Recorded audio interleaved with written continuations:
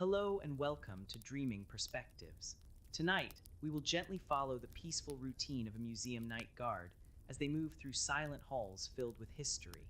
Allow yourself to settle comfortably as we experience the quiet solitude and meditative rhythm of watching over sleeping artifacts. Let your mind drift along marble corridors where time itself seems to pause between heartbeats.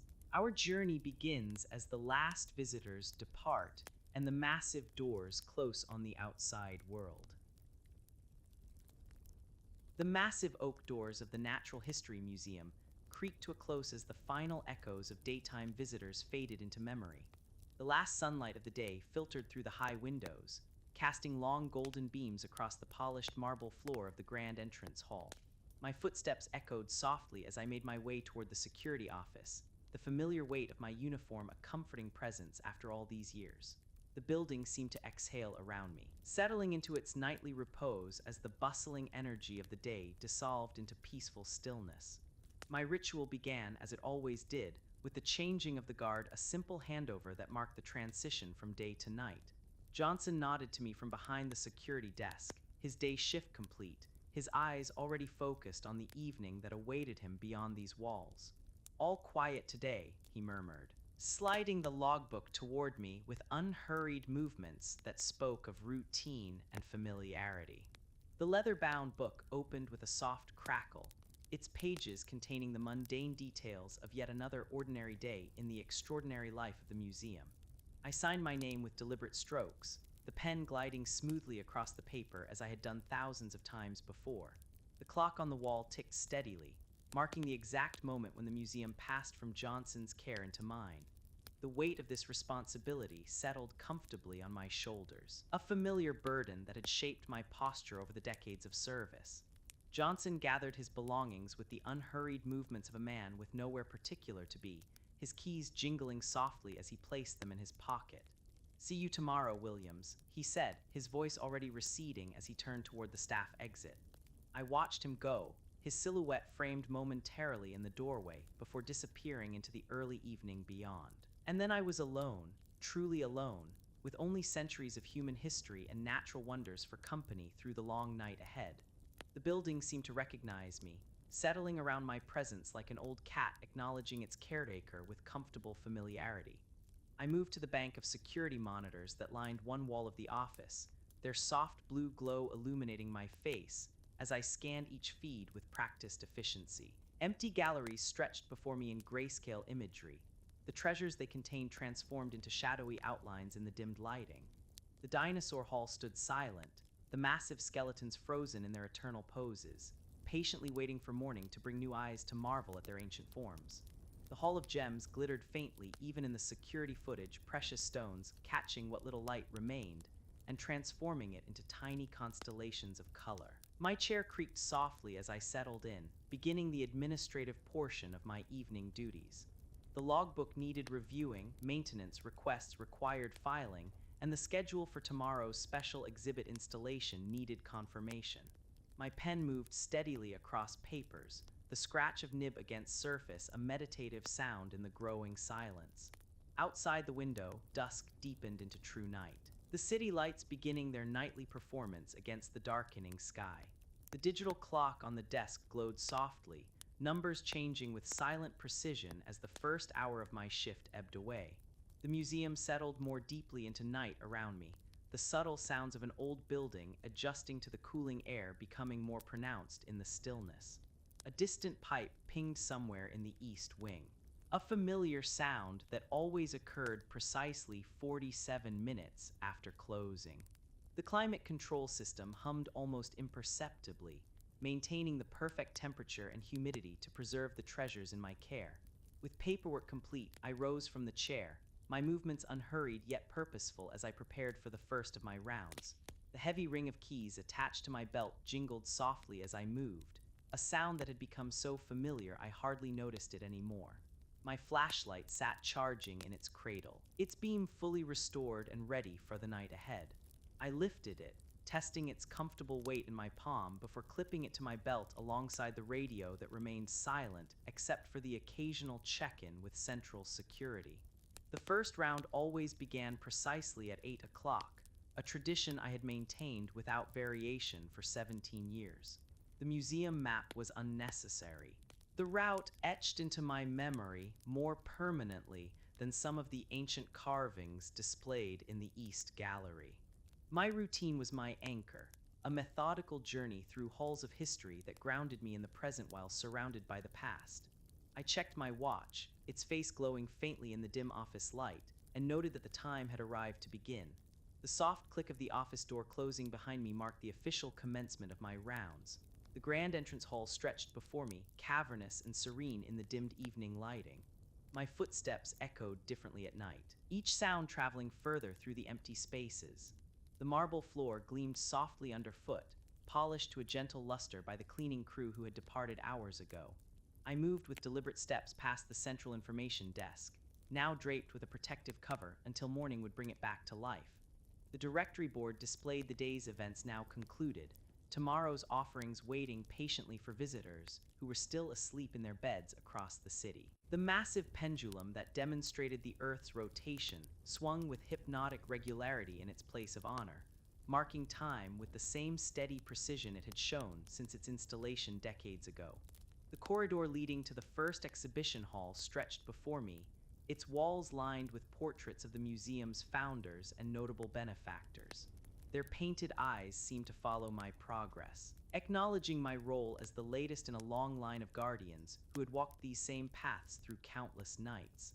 I nodded slightly to the portrait of Dr. Harrington, the museum's first curator, a habit formed over years of passing beneath his watchful gaze.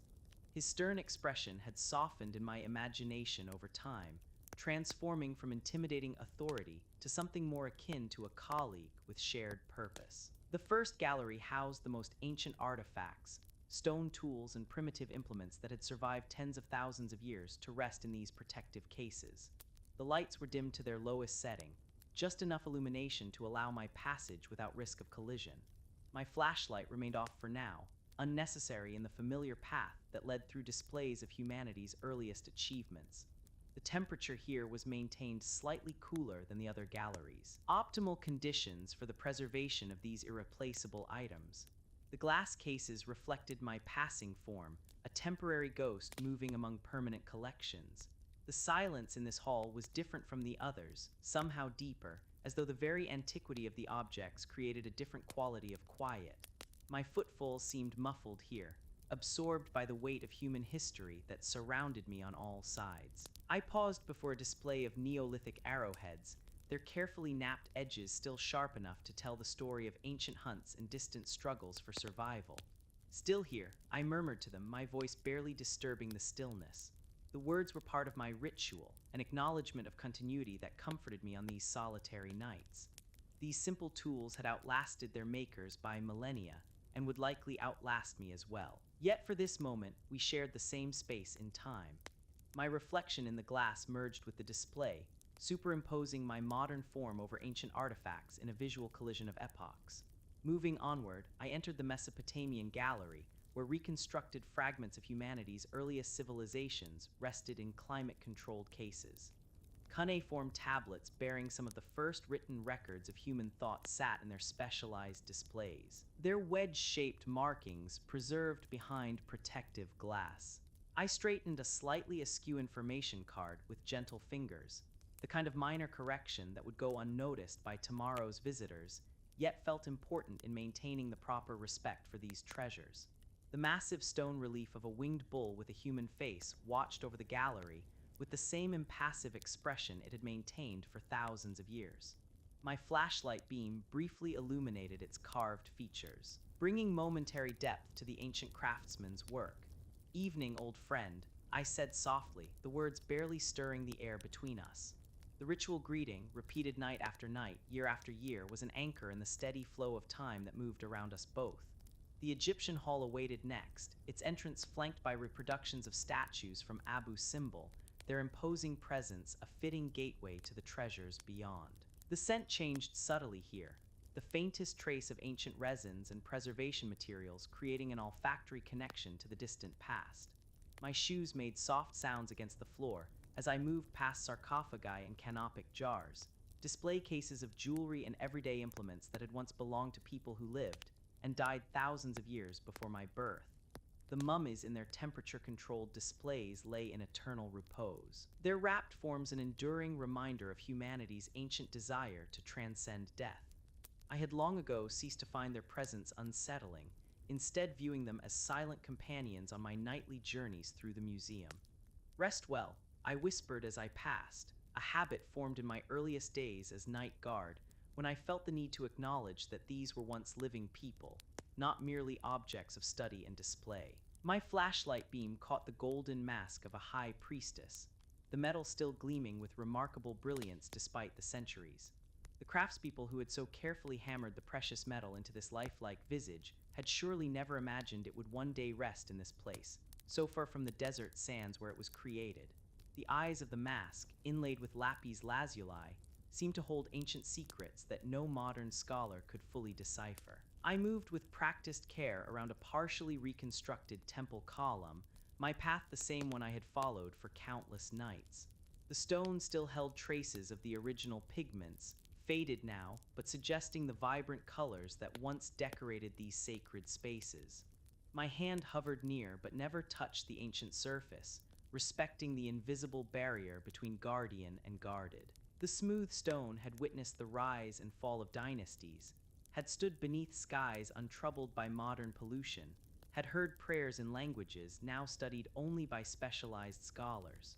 The transition to the Greek and Roman galleries brought a shift in architectural styling, the displays reflecting the classical influences that still shaped much of our modern world. Marble statues stood in dignified poses, their blank eyes gazing into a middle distance beyond the museum walls. I paused before the statue of Athena, her serene expression unchanged since some unknown sculptor had released her from the stone 2 millennia ago. The light from my flashlight created dramatic shadows across her carved drapery, bringing momentary life to the static form. A loose piece of paper had fallen from a visitor's guide onto the floor near the display of ancient coins. I bent slowly to retrieve it, my knees protesting slightly after years of these rounds. The paper returned to its proper place in the recycling bin, the small disruption to order remedied as part of my caretaking duties.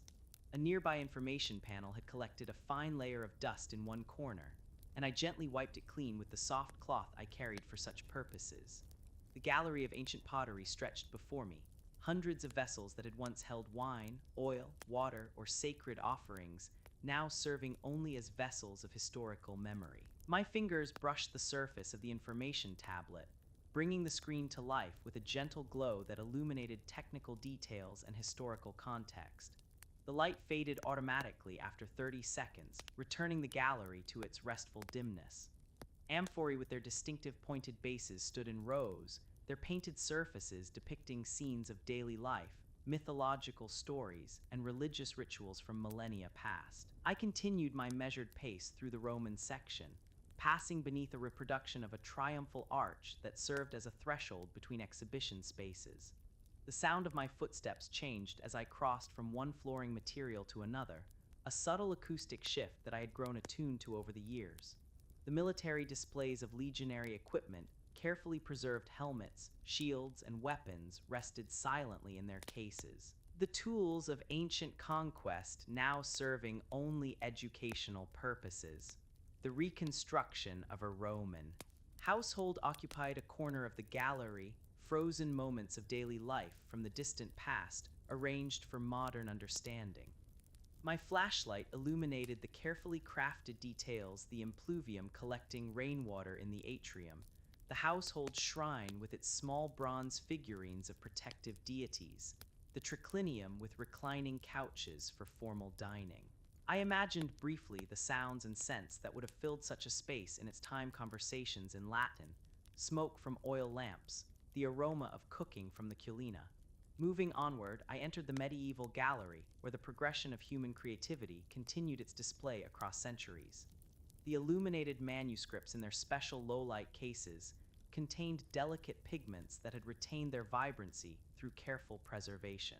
The glass surfaces reflected my passing form as I moved between displays of armor, religious artifacts, and everyday implements from the Middle Ages.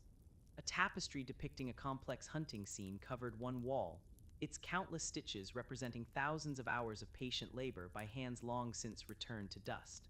My watch showed 9:15 as I completed this section of my rounds, exactly on schedule as always. The consistency of my timing provided a quiet satisfaction, a small affirmation of order in my nightly duties.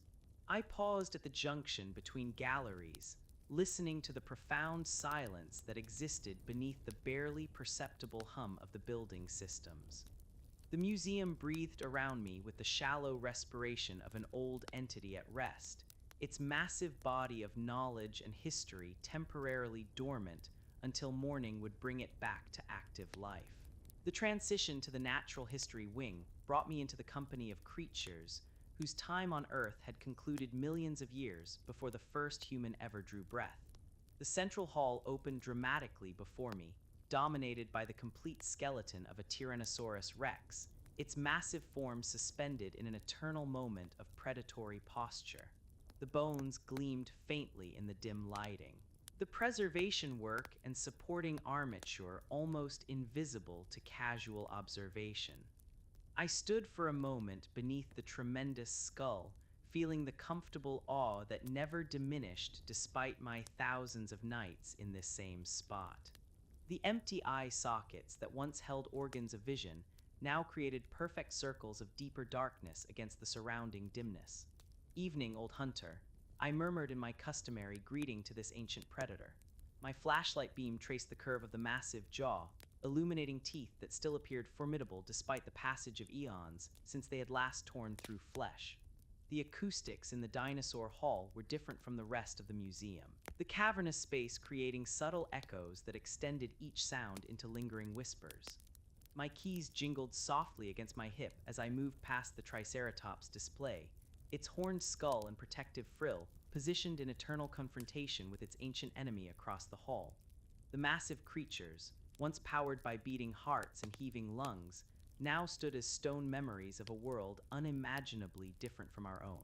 The Stegosaurus occupied its own place of honor, the distinctive plates along its spine creating a rhythmic pattern of shadow and substance in the dim light. I had read once that the brain of this immense creature had been remarkably small, no larger than a walnut in a body the size of a bus.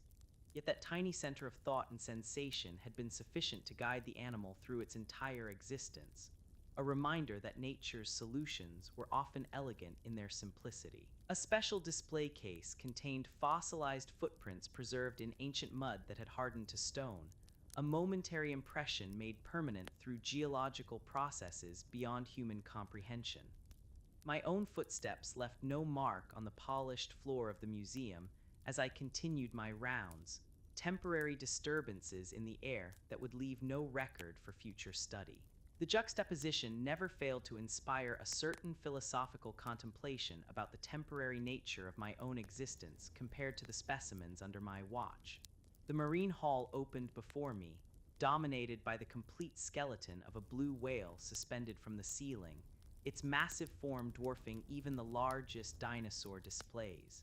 The creature seemed to swim through the air above me, its bones arranged in anatomical precision to suggest the graceful movements it once made through ancient oceans. My path took me beneath this leviathan, a regular journey under the protective arch of the largest animal known to have existed on our planet. Display cases along the walls housed smaller marine specimens, ammonites with their spiral chambers, trilobites with their segmented bodies, ancient fish with their delicate structures preserved in fine-grained stone. Each represented a page in the long story of life on Earth, a narrative written in bone and stone rather than ink and paper. I moved among them with the same care and respect I showed to the human artifacts in other wings, recognizing that these too were irreplaceable treasures connecting us to the distant past. A small red light blinked on one of the environmental control panels near the ichthyosaur display, indicating a minor fluctuation in humidity levels. I made a note in the small pad I carried, documenting the time and location for the morning maintenance crew to investigate. The precision of the museum's climate control systems was essential to the preservation of these delicate specimens, many of which had taken decades of careful work to prepare for display. My role as night guardian extended to these monitoring duties, the first line of defense against environmental threats to the collection. The Hall of Minerals and Gems awaited next, a treasure house of geological wonders that demonstrated the Earth's ability to create objects of remarkable beauty through nothing more than time, pressure, and chemical processes. Even in the dimmed nocturnal lighting, the specimens seemed to gather what little illumination existed and transform it into points of colored brilliance. The massive amethyst geode in the center of the hall stood taller than me, its interior cavity lined with purple crystals that had formed in darkness over thousands of years. I moved with careful steps around the special display of meteorites, fragments of distant celestial bodies that had traveled through the vacuum of space before their fiery passage through our atmosphere. The polished surface of the largest specimen, bisected to reveal its internal structure, contained small inclusions of olivine crystals, tiny pieces of peridot embedded in the iron-nickel matrix. My flashlight beam brought momentary sparkles from these green inclusions, like tiny captured stars in the alien metal. The touch of cool air against my face signaled the transition to the gemstone gallery, kept at a slightly lower temperature than surrounding spaces to protect the more delicate specimens. Diamonds, rubies, emeralds, and sapphires rested in their secured cases, their value measured not just in monetary terms, but in their perfect demonstration of mineralogical principles. The famous Aurora diamond rotated slowly on its motorized display, security systems multiple and redundant around this particularly valuable specimen. I checked each case methodically, verifying that the subtle indicators of the security system showed proper functioning. The quiet hum of the specialized lighting, designed to minimize any damage from UV exposure, provided a barely perceptible background to my movements. A speck of dust on the information panel beside the Pearl exhibit caught my attention, and I gently wiped it away with my cloth, maintaining the immaculate presentation that visitors would expect when doors opened tomorrow morning. The time for my break approached as I completed this section of my rounds, the schedule as much a part of me as my own heartbeat. The staff room waded down a corridor marked employees only, a simple space that provided momentary respite during the long night hours. I moved toward it with unhurried steps, my route taking me past offices where curators and researchers would return in the morning to continue their scholarly efforts. The administrative wing remained in shadow, filing cabinets and computer monitors dormant until daylight would bring the support staff back to their duties. The staff room welcomed me with familiar simplicity, a small refrigerator humming softly in the corner, a microwave and electric kettle on the counter, a few tables and chairs arranged for brief meals or conversations. The room's ordinariness provided a grounding contrast to the extraordinary collections that surrounded it on all sides. I moved to the kettle with practiced motions, filling it with fresh water from the filtered tap, installed specifically to protect the delicate artifacts from any contaminants municipal water might contain. The gentle click of the kettle switch echoed slightly in the empty room, followed by the gradually increasing sound of heating water. I selected a tea bag from the small box I kept in the cupboard, a ritual unchanged for years. The familiar scent of chamomile and lavender filled the air as I prepared my midnight tea, a blend specifically chosen to provide comfort without disturbing the alertness needed for my responsibilities. Steam rose from the mug in delicate curls that dissipated into the air conditioning currents flowing invisibly through the room. I settled into the chair that had, through years of habitual use, come to be regarded informally as mine by the daytime staff. The synthetic leather creaked softly beneath my weight, conforming to contours it had learned through countless similar moments. The tea warmed my hands through the ceramic mug, its gentle heat a simple pleasure in the quiet night. This midpoint in my shift always brought a period of reflection, thoughts flowing as naturally as the tea I sipped. The uniqueness of my position often occupied these contemplations. Few people ever experienced this massive institution in such solitude, without the crowds and conversations that filled it during public hours. The museum at night belonged to me, and to the countless individuals whose creations or remains constituted its collections, a shared dominion across time rather than space. The knowledge contained within these walls represented the accumulated understanding of generations of human inquiry. Specialists had devoted entire lifetimes to studying single aspects of the collections. I patrolled each night one type of fossil, one historical period, one artistic tradition. My own knowledge was broader but shallower, gathered through years of proximity rather than formal study, yet it provided a different kind of understanding than academic expertise. I knew how the building settled as temperatures dropped in the small hours of the morning, which floorboards creaked under specific weather conditions, how the quality of silence changed in different galleries. My connection to the museum was physical and immediate, rooted in sensory experience rather than intellectual analysis. The night guard's perspective was unique, not that of creator or curator or casual visitor, but of companion and protector through the vulnerable hours of darkness. My tea cooled gradually as these thoughts drifted through my mind in familiar patterns. The clock on the wall marked the passage of minutes with the same precision as the ancient sundials displayed in the Egyptian wing, though through vastly different mechanisms. Time moved differently during these solitary hours, seeming to expand and contract according to laws separate from those governing daylight experience. The measured rhythm of my breathing and heartbeat became more noticeable in the profound, quiet, biological timepieces continuing their work regardless of human constructs of hours and minutes. The last sip of tea finished, I rose to rinse the mug and prepare for the second half of my rounds. The water splashed softly in the sink. A momentary disruption of silence quickly absorbed back into the pervasive quiet. I dried the mug and returned it to its designated shelf, each movement part of the established pattern that structured my nights. The brief respite concluded exactly on schedule, neither hurried nor delayed, simply unfolding as it always did within the larger routine of my duties. The anthropology wing awaited my attention next, its collections representing the tremendous diversity of human cultural expression throughout history and across continents. My footsteps resumed their measured pace as I moved past displays of artifacts from indigenous peoples of multiple regions, intricately woven baskets, ceremonial masks, hunting implements, cooking vessels, and sacred objects. Each case contained items that had once been integral to daily life or special occasions, now preserved as representatives of traditional knowledge and artistic achievement.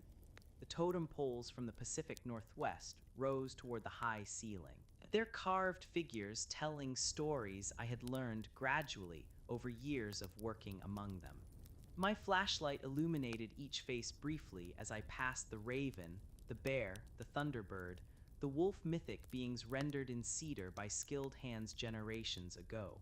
The scent of the wood remained faintly perceptible, a subtle olfactory connection to forests far from this urban museum setting. Cultural artifacts from Africa occupied the adjacent gallery, displayed with careful attention to contextual information that situated each object within its original social and historical framework. Carved figures, musical instruments, beadwork, and textiles demonstrated the sophisticated artistic traditions of numerous distinct societies. I straightened a small information card that had been bumped slightly askew, restoring the intended alignment between text and the ceremonial mask it described. The Special Exhibition Gallery currently housed a temporary collection of Antarctic exploration artifacts, items that had accompanied early explorers into one of Earth's most extreme environments. The preserved sledge, scientific instruments, clothing, and navigation tools spoke of human determination in the face of extraordinary challenges. My route took me past photographs of landscapes few humans had ever witnessed directly, regions of pristine ice and snow far removed from the urban environment surrounding the museum. A soft sound drew my attention, the barely perceptible ping of the building's heating system, adjusting to the dropping outdoor temperature. These subtle noises had become familiar companions through countless nights, the voice of the building communicating its ongoing functions.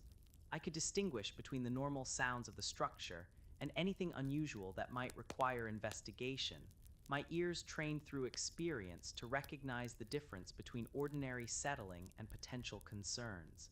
The vast hall dedicated to human origins came next, its displays tracing the evolutionary journey from early hominids to modern Homo sapiens. Reconstructed skulls showed the gradual changes in cranial capacity and facial structure across millions of years of development. My path took me past dioramas depicting scenes from prehistoric life, moments of hunting, tool making, fire tending, and community gathering frozen in artistic representation. The contemporary culture wing represented the most recent additions to the museum's collections. Artifacts of the industrial and digital ages preserved for future generations to study. Early computers, communication devices, and mass-produced objects trace the acceleration of technological change that characterized recent centuries. I sometimes wondered which of these items would survive to be viewed by museum visitors hundreds of years in the future, which would be deemed most representative of our particular historical moment. The Textile Conservation Laboratory passed on my left, its specialized equipment dormant until the conservators returned in the morning. Through the glass partition, I could see a partial view of their current project, a delicate tapestry undergoing careful restoration, the centuries-old threads being stabilized through painstaking work. The conservators' tools rested precisely arranged on workbenches, ready to resume their specialized tasks when daylight returned. My route continued through the photography archives, where images fixed on paper, glass plates, and film preserved fleeting moments from decades and centuries past. The temperature here was maintained slightly cooler than surrounding areas, optimal conditions for preventing deterioration of these light-sensitive materials. Display cases showed the evolution of photographic technology from early daguerreotypes to modern digital imaging, the quest to capture and preserve visual experience, a consistent human endeavor across changing techniques. The gallery devoted to writing systems demonstrated humanity's enduring desire to record information beyond the limitations of memory and oral transmission. Stone inscriptions, clay tablets, papyrus scrolls, illuminated manuscripts, printed books, and digital displays trace the evolution of written communication across millennia. My fingers brushed lightly against the digital information panel, activating its soft glow that provided additional context about the Rosetta Stone replica in the central display.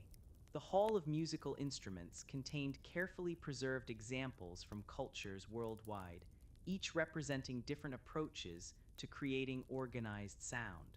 My passage disturbed the air ever so slightly around a suspended wind chime, causing the gentlest possible movement that produced no audible tone, yet suggested the potential for sound held within the silent object. The specially designed cases maintained precise humidity levels to protect wooden instruments from cracking or metal components from corrosion. The clock tower mechanism, visible through a glass wall designed specifically for observation, continued its steady movement regardless of whether anyone was present to witness its precision.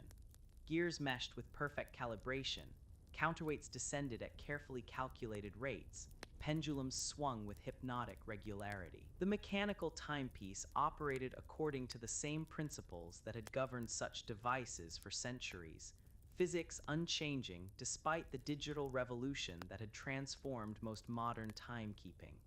My watch indicated 3:17 in the morning as I completed this section of the rounds, the time when the museum reached its deepest quietude. The city beyond these walls had settled into its lowest ebb of activity, traffic sounds almost entirely absent, even the most dedicated night owls likely settled into sleep by now. This hour had a different quality of silence than earlier periods, something more profound and enveloping that seemed to emanate from the collections themselves. The astronomy wing opened above me, its domed ceiling painted with constellations that glowed faintly with special paint designed to simulate the night sky. The major displays traced humanity's evolving understanding of celestial bodies, from ancient observational astronomy through the revolutionary work of Copernicus, Galileo, and Kepler to modern astrophysics. My flashlight remained off here, allowing my eyes to adjust to the intentional darkness that mimicked the conditions necessary for traditional stargazing. Replicas of historical telescopes stood in chronological sequence, demonstrating the increasing sophistication of these instruments over centuries of refinement. The meteorite collection occupied specially reinforced display cases, these visitors from outer space having journeyed across unimaginable distances before their fiery passage through our atmosphere. I paused before the largest specimen, a section of the famous Hoba meteorite, its iron-nickel composition gleaming dully in the minimal lighting. The planetarium sphere dominated the center of the hall, dormant now, but ready to demonstrate celestial movements for tomorrow's visitors. During operating hours, this space would be filled with projected stars and planets, narration explaining cosmic phenomena in terms accessible to the general public. In its night state, the massive projection device resembled an abstract sculpture, form following function in its spherical design. My path circled it once, checking that all access panels remained properly secured.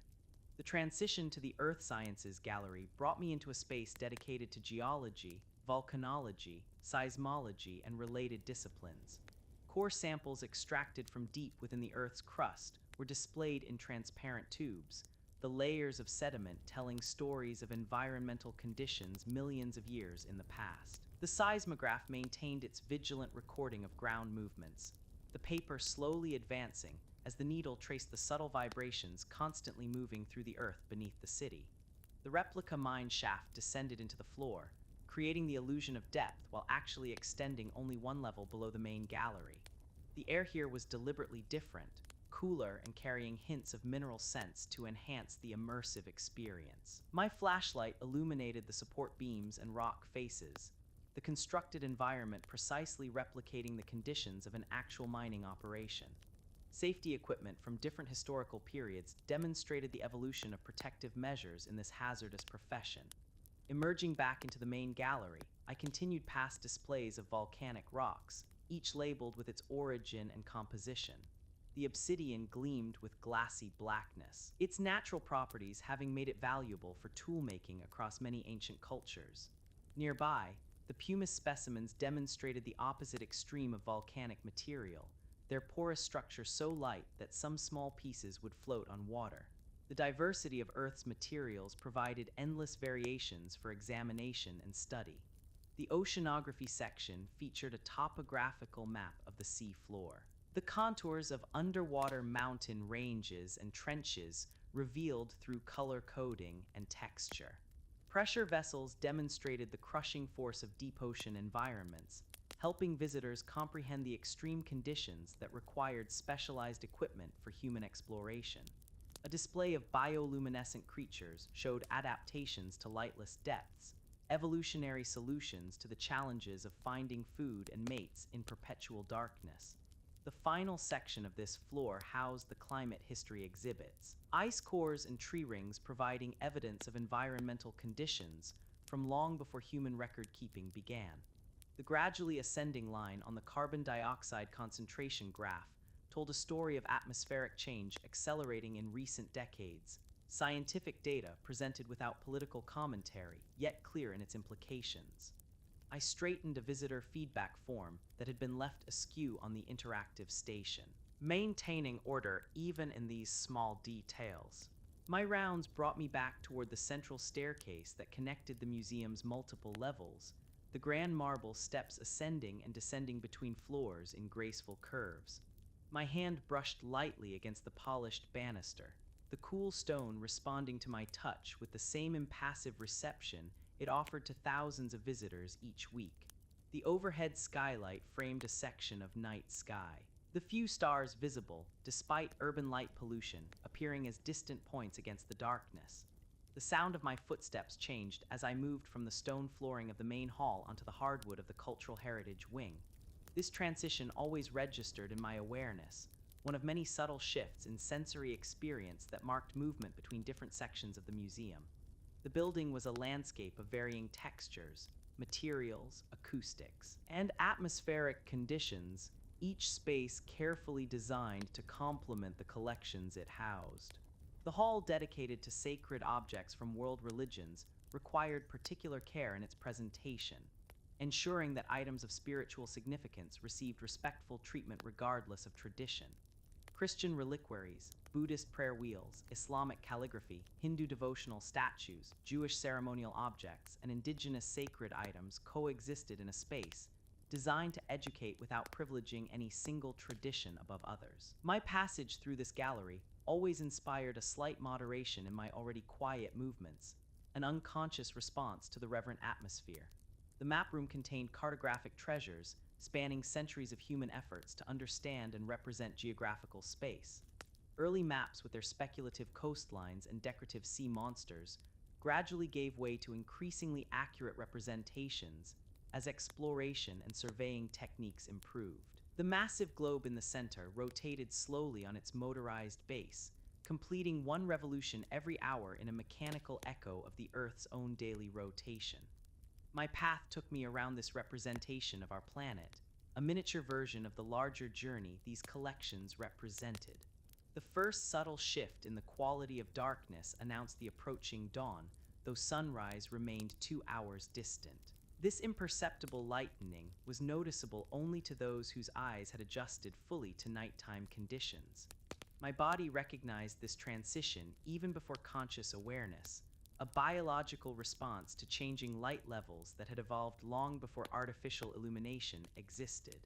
The museum remained in its night state, unaware of the gradual astronomical shift occurring beyond its walls. My final rounds began with the same methodical attention that characterized the earlier patrols.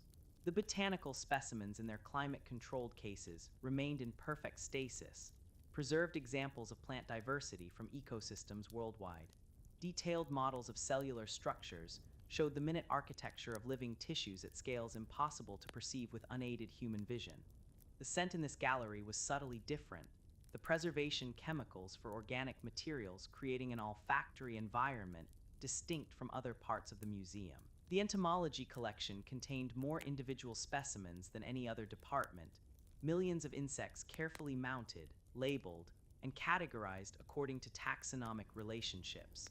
The iridescent blue of morpho butterfly wings caught my flashlight beam, reflecting it back with natural brilliance that human technology struggled to replicate. Drawers of specimens represented the work of generations of collectors and researchers. The cumulative effort to document the most diverse class of animals on our planet. The avian hall featured taxidermied birds arranged by evolutionary relationships, their preserved forms suggesting the diversity of adaptations that allowed for flight, specialized feeding, and habitat utilization.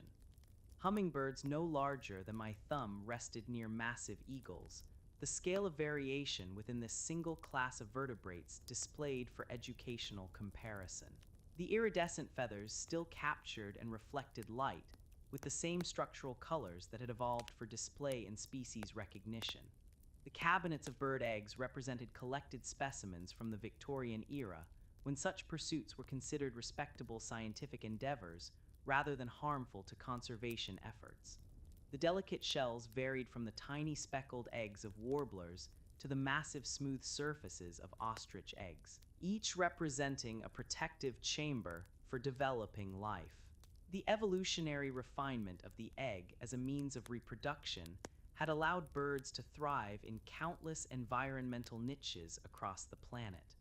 The Hall of Mammals brought me among preserved specimens of creatures more closely related to human visitors, our shared evolutionary heritage evident in structural similarities despite diverse adaptations. The great apes in their display case seemed to watch my passage with glass eyes that mimicked the intelligent gaze they had possessed in life. My flashlight briefly illuminated the massive mountain gorilla, its powerful form captured in a pose that suggested both strength and the gentle dexterity that allowed it to handle delicate plant materials with surprising care. The North American megafauna section displayed creatures that had roamed the continent during the Pleistocene epoch, many now extinct following the arrival of human hunters. The reconstructed mastodon stood frozen in mid-stride, its massive tusks curving upward in dramatic arcs that had once been tools for gathering food and displays of dominance. Unlike its elephant relatives that had survived in Africa and Asia, this creature had disappeared from the landscape, known now only through fossil remains and museum reconstructions. The Marine Mammal Gallery featured suspended models of whales and dolphins, their streamlined forms adapted for aquatic existence despite their terrestrial evolutionary origins. The blue whale replica dominated the space, its tremendous size requiring special engineering considerations for the ceiling from which it hung. Even at reduced scale, the largest animal ever known to exist on our planet impressed with its proportions, a reminder of the extraordinary diversity of forms that life had developed over millions of years of evolution. The delicate cleaning of the glass cases in this section had been completed yesterday, the surfaces now perfectly transparent, as though no barrier existed between observer and specimen. My reflection appeared momentarily in the polished surface as I passed, a ghostly image superimposed over preserved creatures from distant environments. The juxtaposition of living guardian and preserved specimens created a momentary philosophical consideration of time, mortality, and the human desire to arrest the natural processes of decay through preservation techniques. As 4 o'clock approached, I began the systematic check of all security systems that preceded the arrival of morning staff. Each motion detector required verification, each alarm point needed confirmation of proper functioning. My keycard accessed the security panels sequentially, the small green lights confirming active protection for the priceless collections. This technical aspect of my duties provided a different kind of satisfaction than the more contemplative rounds, the mechanical precision of security protocols balancing the philosophical nature of my nighttime observations. The first maintenance staff would arrive at precisely 5:30, beginning their pre-opening duties while the museum remained closed to the public. My role would transition from solitary guardian to part of the larger team that prepared the institution for its daily purpose of education and inspiration. The night shift possessed its own unique rhythm and character, distinct from the energy and movement that daylight hours would bring. These final moments of complete solitude held a particular quality that I had come to appreciate over years of service. I made my way back toward the security office, my circuit of the building complete for this night as it had been for countless nights before. The familiar path required no conscious thought, my feet following the route established through years of repetition. The marble floor of the Egyptian wing gave way to the terrazzo of the connecting corridor, the subtle change in sound and texture registering in my awareness without requiring attention.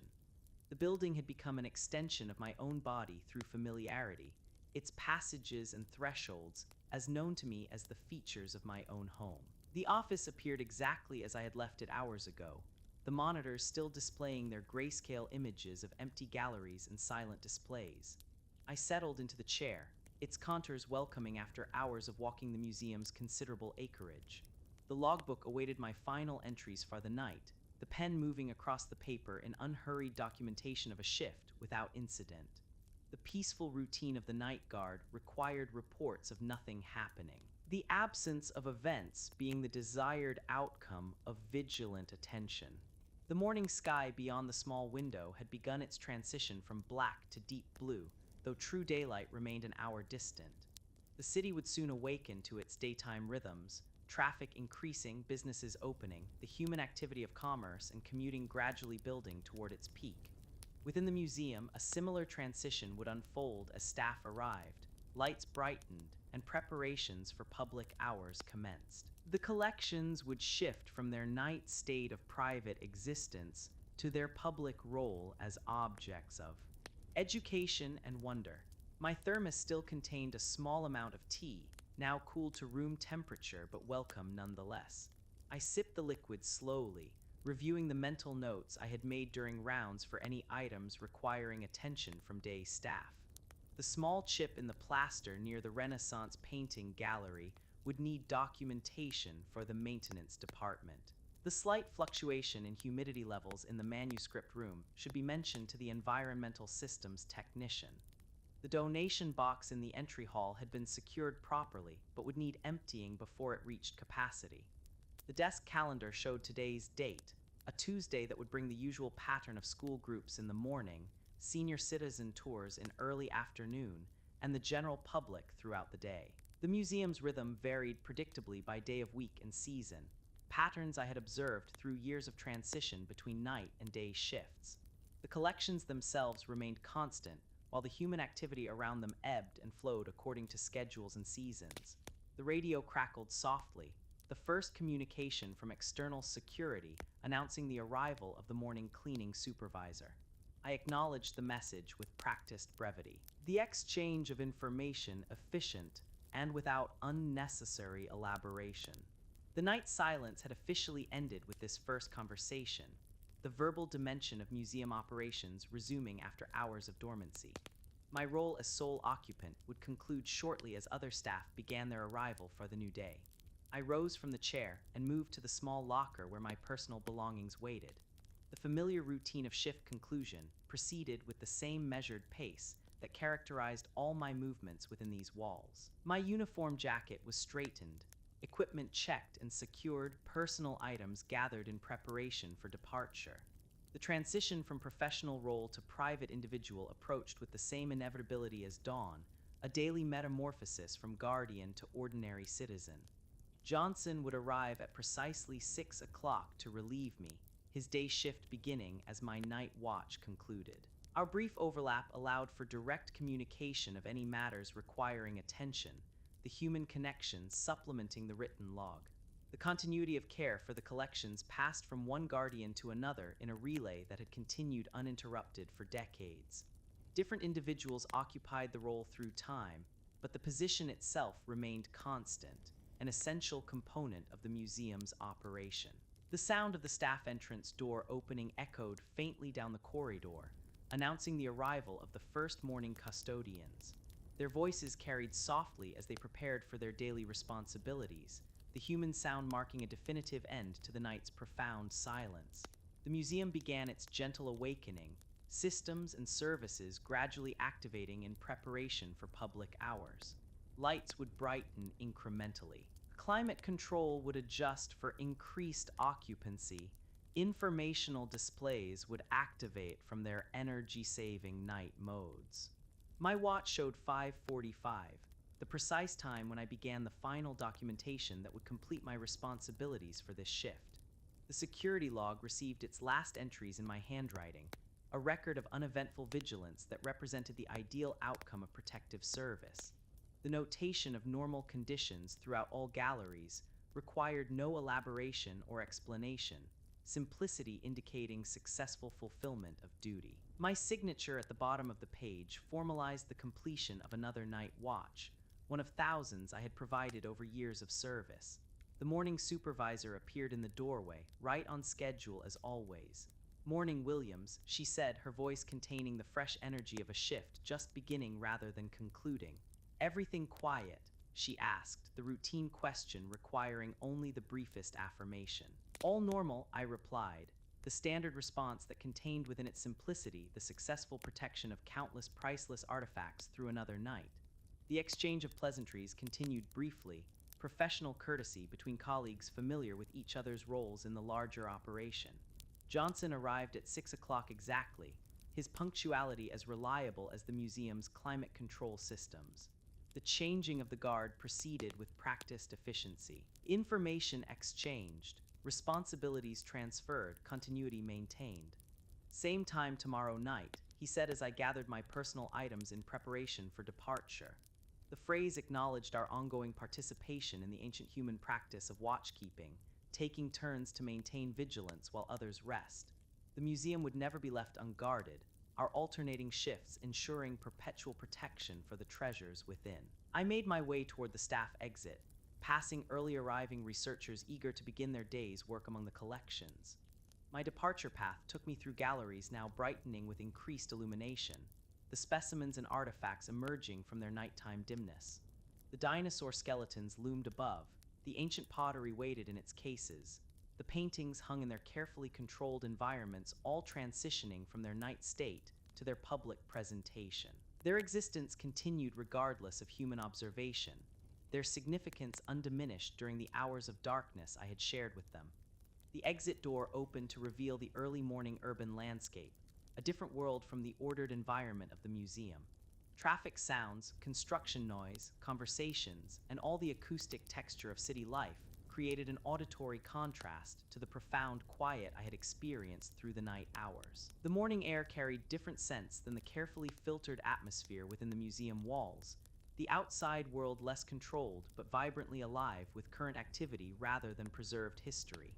As I stepped across the threshold between institutional space and public thoroughfare, I carried within me the experience of another night among humanity's collected knowledge and artistic achievement. The transition complete, I joined the growing stream of commuters beginning their day as mine concluded. The museum continued its existence behind me, moving into its public hours while I sought the private rest that would prepare me for the next night's guardianship.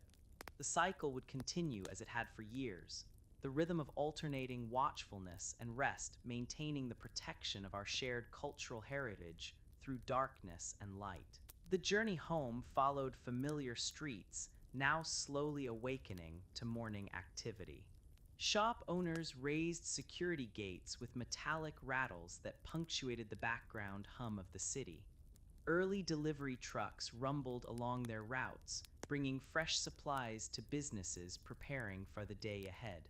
The rhythm of my walking carried me steadily toward the apartment that awaited with its promise of quiet and rest after the night's vigilance. The morning light strengthened gradually, illuminating the urban landscape with increasing clarity as I continued my homeward path. The buildings around me had their own histories, some dating back centuries, while others represented more recent development.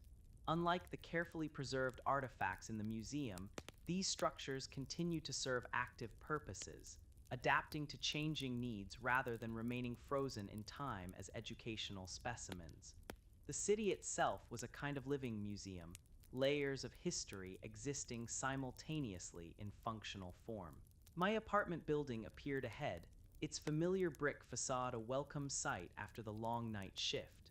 The security door recognized my electronic key, granting access with a soft click that contrasted with the massive locking mechanisms I had monitored at the museum. The transition from public guardian to private individual continued with each step toward my personal space. The lobby's quiet emptiness provided a buffer zone between external urban activity and the complete privacy that awaited above. The elevator ascended smoothly to the 5th floor, the mechanical hum similar yet distinct from the various systems that maintained optimal conditions in the museum. This machinery served comfort rather than preservation, personal convenience rather than cultural protection. The doors opened to reveal the familiar corridor leading to my apartment, the pattern of the carpet, and the scent of the air conditioning creating an immediate sense of transitional space between public and private domains. My door opened to reveal the welcoming stillness of personal space, untouched during my hours of absence, yet maintaining an atmosphere of familiarity and comfort. The apartment waited exactly as I had left it, the minor details of book placement, cushion arrangement, and kitchen organization preserved in my absence. This smaller realm under my personal guardianship offered a different kind of sanctuary than the vast institutional spaces I had patrolled through the night. The morning routine unfolded with practiced efficiency, movements requiring minimal conscious attention after years of repetition. The kettle filled and activated for a final cup of tea before sleep. Uniform replaced by comfortable clothing reserved for rest. Window blinds adjusted to create the artificial night necessary for daytime sleep after night shift work. The gradual decompression from professional alertness to personal relaxation followed its usual progression, body and mind slowly releasing the vigilance required by professional responsibility. The familiar comfort of my reading chair welcomed me, its contours shaped over time to my particular proportions. The book I had left open the previous evening waited on the side table, a historical text about ancient trade routes that connected to several exhibits I passed each night. My professional and personal interests had merged over the years, the museum's collections inspiring further exploration through reading during my waking hours at home. Knowledge flowed between these two realms of my existence, each enriching the other through natural connections. The tea cooled to perfect drinking temperature, its steam rising in delicate patterns that disappeared into the still air of the apartment. The flavor provided a small pleasure, different from the institutional beverage I had consumed during my break hours. This final cup served as a transitional ritual, a bridge between professional vigilance and personal rest. The warm liquid created a gentle internal pathway toward relaxation, each sip bringing a subtle shift toward the physical ease necessary for approaching sleep. Ambient sounds filtered softly through the building, distant water moving through pipes, the occasional footsteps of neighbors beginning their day, the subtle mechanical hum of the refrigerator maintaining its constant temperature. These acoustic textures differed greatly from the profound silence of museum galleries, yet provided their own form of comforting familiarity. My awareness registered these sounds without focusing on any particular element, allowing them to create a gentle background to my final waking moments. The book opened to my marked page, the text describing ancient Silk Road caravans transporting goods between distant civilizations. The connections between cultures separated by vast geographical distances had created exchange networks for both material objects and intangible ideas. Many artifacts I guarded nightly had traveled along these historical routes, changing hands multiple times before eventually finding their way into museum collections. The global circulation of objects and concepts had shaped human history long before modern transportation and communication technologies. My eyes moved across the lines of text with decreasing focus. The words gradually blurring as natural tiredness began asserting itself after the night's extended wakefulness. The book lowered gradually to rest on my lap, its weight a comfortable presence as consciousness began its gentle retreat toward sleep. The transition happened without effort or resistance, the body's natural rhythms responding to the completion of the wakeful phase of its cycle. The cup emptied and set aside on the table with increasingly deliberate movements, each action requiring slightly more conscious attention as fatigue deepened. The lamp switched to its lowest setting, creating a small pool of gentle illumination in the otherwise darkened room. The familiar surroundings softened at the edges of perception, details blurring as alertness gradually diminished toward the natural conclusion of the waking state. Thoughts of the museum's collections drifted through my mind, in increasingly dreamlike associations, the Egyptian sarcophagi connected to the passage of time, the celestial maps linked to the rhythm of night and day, the geological specimens related to the gradual processes of change that shaped both Earth and human experience. These contemplations floated without sequence or logical structure, precursors to the dreams that would soon replace conscious thought during sleep. The gentle weight of approaching sleep pressed with increasing presence, a comfortable heaviness spreading through limbs now completely at rest in the supportive chair. The vigilance maintained through hours of professional responsibility released fully, replaced by the vulnerable trust that home provided safe space for complete relaxation. The transition from wakefulness to sleep mirrored the museum's daily cycle of opening and closing, activity and rest, public purpose and private existence. My breathing slowed to the deeper rhythm of pre-sleep, each exhalation carrying away a small portion of remaining wakefulness. The sounds of the apartment building registered with decreasing distinctness, perception turning gradually inward as external stimuli receded from attention. The physical sensation of body against chair remained the primary anchor to conscious awareness, all other elements of experience fading into increasing distance. The book slipped slightly on my lap, the small movement barely registering in my diminishing awareness. The last fragments of conscious thought dissolved into increasingly abstract patterns, the mind's transition to sleep state proceeding through its natural stages. The guardian's vigilance completely surrendered to the necessary counterbalance of rest, the cycle of watchfulness and recovery continuing as it had through countless previous shifts. Sleep approached with gentle inevitability, each moment carrying consciousness further from active awareness toward the rejuvenating stillness required before the next night's guardianship. The museum continued its daily functions beyond my awareness, the collections I had watched through darkness now viewed by daytime visitors under the protection of colleagues. The continuous cycle of care transferred between individuals while the artifacts remained constant, their existence extending far beyond any single guardian's lifetime of service. The final moments of wakefulness dissolved into the beginning of dreams, the boundary between conscious thought and sleep imagery blurring beyond distinction. The museum appeared in transformed version within these dreams, its galleries expanded beyond physical constraints, its collections animated with impossible movement. Its silent artifacts engaged in conversations that daylight consciousness would never perceive. The Guardian's relationship with the preserved past continued even in sleep, the connection between watcher and watched transcending the limitations of conscious hours. And so the cycle completed its current iteration from evening vigilance through night's profound silence to morning transition and finally restorative rest. Tomorrow would bring another iteration of the same pattern, similar in structure, yet always containing unique variations within the familiar framework. The museum night guard's routine continued its gentle rhythm, one person's dedicated attention forming a small but essential part of the vast collective effort to preserve cultural heritage through the passage of time. The Guardians slept while the guarded remained in their carefully maintained stasis, both existing within the endless cycle of darkness and light, vigilance and rest, that governed all living experience on our rotating planet.